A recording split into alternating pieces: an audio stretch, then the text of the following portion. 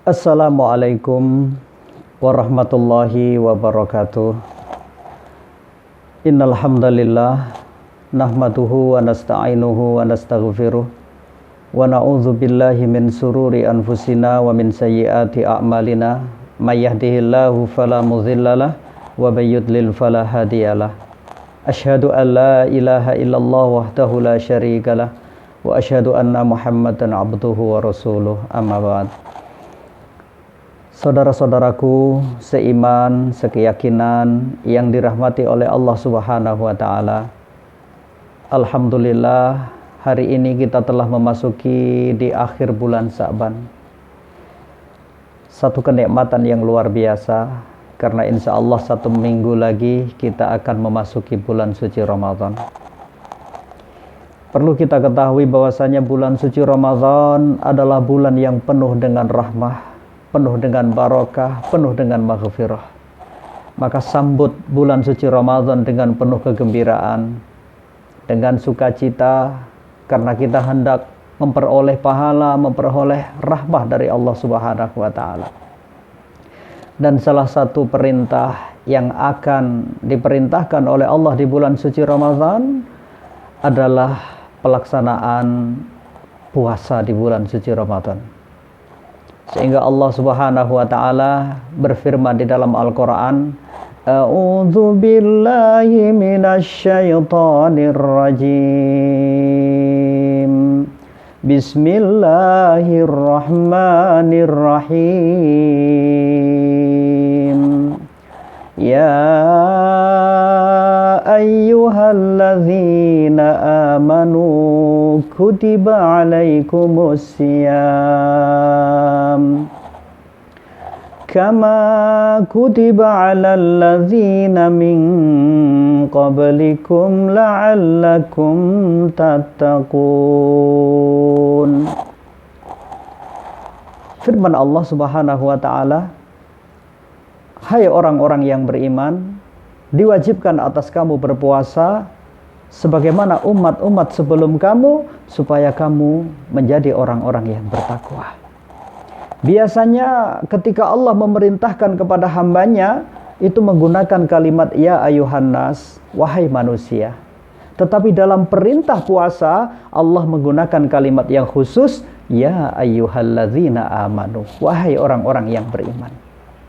Jadi yang dipanggil untuk melaksanakan ibadah puasa itu adalah orang-orang yang ada iman di hatinya. Ada iman di hatinya. Oleh karena itu bergembiralah ketika hendak memasuki bulan suci Ramadan ini, kita bergembira. Itu adalah salah satu tanda di dalam hati kita ada iman. Tetapi ketika kita memasuki bulan suci Ramadan, kita udah capek duluan, kita udah malas duluan. Aduh, puasa lagi, lapar lagi. Hati-hati. Itu adalah salah satu tanda kalau di dalam hati kita kurangnya iman kepada Allah Subhanahu wa taala. Oleh karena itu, mari kita bangun persiapan yang terbaik untuk memasuki bulan suci Ramadan adalah adanya iman di dalam dada. Pada kesempatan kali ini saya akan coba membahas apa saja hal-hal yang membatalkan puasa.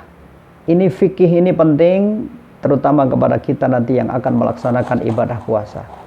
Yang pertama, yang membatalkan puasa itu adalah memasukkan makanan ataupun minuman ataupun benda ke dalam mulut secara disengaja. Dan batasan memasukkan makanan ini adalah sampai ke tenggorokan. Itu kalau disengaja. Kalau tidak disengaja maka itu tidak membatalkan puasa. Mungkin biasanya seorang ibu ataupun bapak atau teman-teman sekalian karena biasa tidak puasa, memasuki hari yang pertama, malam sudah makan sahur, sudah niat puasa, bangun-bangun jam 12 siang, karena lapar lupa dia lagi puasa, makan 3 piring. Tidak disengaja, karena lupa, maka ini tidak membatalkan puasa. Selepas makan ketika ingat kita langsung istighfar, kumur-kumur dan lanjutkan puasanya.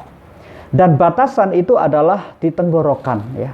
Jadi kalau setakat berkumur itu tidak membatalkan puasa. Ini sering dapat pertanyaan saya, bagaimana hukumnya berkumur ketika wudhu di dalam bulan puasa? Maka tetap sunnah, karena baginda Rasul juga berwudhu berkumur ketika puasa maupun tidak puasa.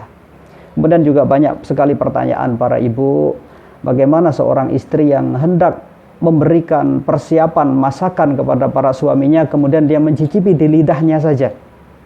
Ini juga tidak membatalkan puasa, karena Islam itu mudah, jangan dibikin sulit. Jangan dibikin sulit.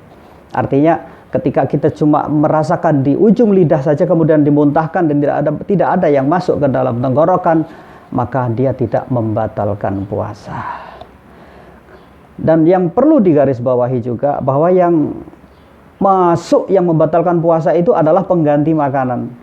Adapun apabila sahabat-sahabatku sedang sakit kepala ataupun sakit apapun, kemudian pergi ke dokter disuntik, dan suntik itu adalah sebagai obat, maka dia tidak membatalkan puasa.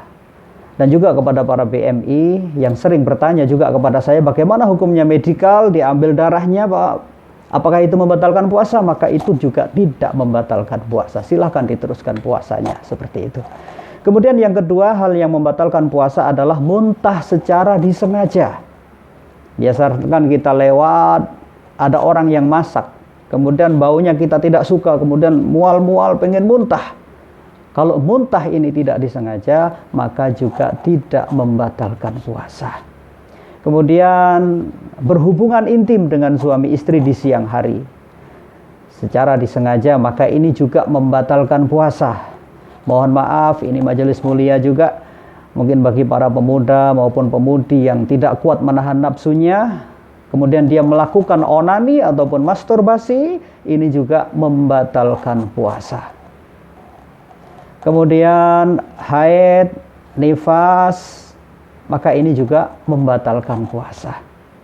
Membatalkan puasa. Hilang akal, ini juga membatalkan puasa. Tetapi dengan satu catatan, mungkin pingsan ataupun hilang akal, itu para ulama membahas, apabila dalam satu hari itu dia memang pingsan terus menerus, ketika dia makan sahur, lepas makan sahur dia pingsan, terus dia sadar-sadar selepas maghrib, satu hari itu dia pingsan tidak sadar sama sekali, ini membatalkan puasa. Tetapi kalau dalam satu hari itu masih ada dia sempat sadar dan dia tidak makan, maka ini tidak membatalkan puasa. Inilah beberapa hal fikih tentang puasa yang mesti kita pahami. Sekali lagi mari kita sambut bulan suci Ramadan ini dengan penuh kegembiraan, sukacita. Mudah-mudahan Allah golongkan kita ke dalam golongan orang-orang yang bertakwa. Terima kasih dan mohon maaf, kurang lebihnya saya mohon maaf yang sebesar-besarnya. Wabillahi taufiq wal hidayah. Wassalamualaikum warahmatullahi wabarakatuh.